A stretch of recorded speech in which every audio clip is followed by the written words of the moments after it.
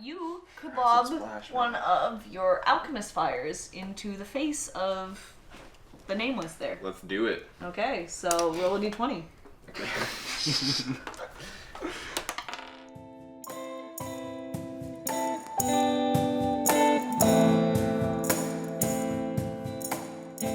It started in Indiana in the basement of a man named Gary Gygax, who was really, really into a medieval war game called Chainmail. Gary Gygax and a couple of friends thought, hey, wouldn't it be cool to, instead of control these armies, control just one person? So in 1976, he developed this game that he called Dungeons and Dragons.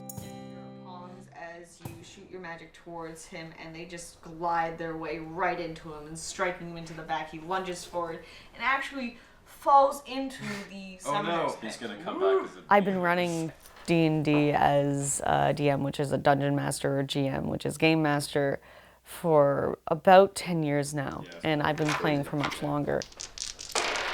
The stigma for it was definitely more apparent when I was younger. Dungeons & Dragons was the first role-playing game, and people didn't know what to make of it. In the 80s, the rumors started going around that Dungeons & Dragons was satanic. There were several times when I was approached by well-meaning individuals who were pretty adamant that if I continued playing the game, I was going directly to hell. They were worried that satanic cults were going around and killing people. And they saw this new thing that was coming out around the same time that also had elements of magic to it. And they were like, magic, Satan, same thing, put it in the same box, it's bad. I've played for over 10 years and I don't worship Satan. If you beat that number, I would say you got over the wall. If you didn't beat that number, then you wouldn't get over the wall. There are always murmurs of Dungeons and Dragons. It's just a phrase that before you even know it's a role-playing game, as a kid growing up, you're like, Dungeons and Dragons, yeah, that's that nerdy thing. And then I finally started playing it, and I'm like, yeah, okay, you know, this is kind of nerdy. And that's totally all right, because it's incredibly creative, and you come together with people. It's very social.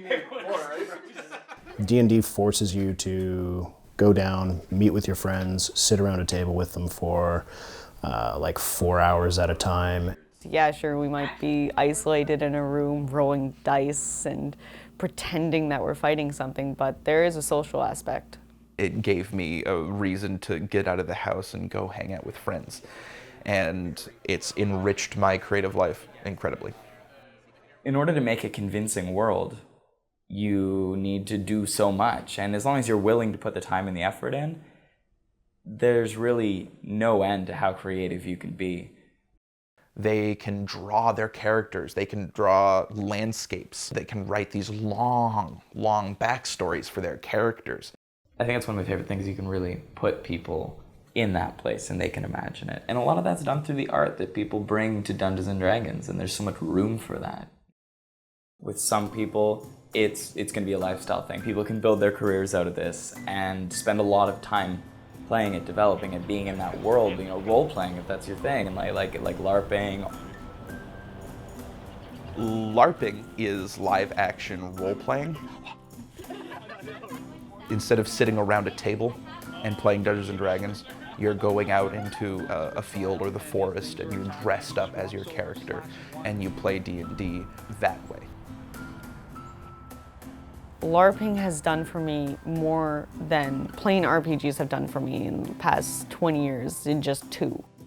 I understand people have anxieties. A lot of the players that I play with, they have those anxieties and they use LARP to kind of work through their personal issues.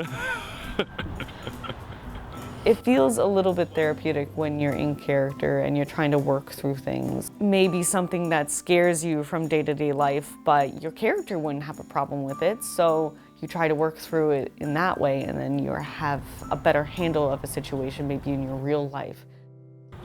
So I'm Mara, and I am playing a succubus today. Something fun for everyone to fight.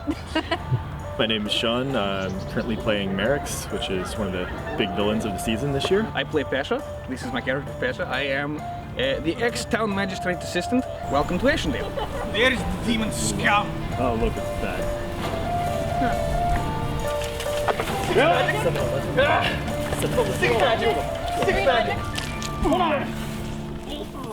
I feel like it's got a lot of potential and benefit to people that may not be apparent by watching us hit each other with foam sticks. You better check that they didn't leave a hellgate. You know, love it or hate it, it's here to stay. It's not perfect by any means, but a lot of people know it and love it, and for them it's really important. And I think that's gonna keep the flame lit for decades to come.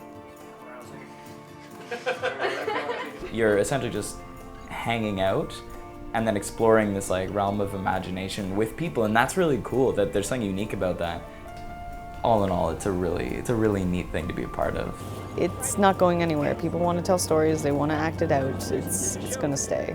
And I don't see me stopping anytime soon. I see me delving a little bit deeper into it, maybe trying out new characters, different races, trying to find different aspects that I might not know about myself. So it's going to be an interesting adventure.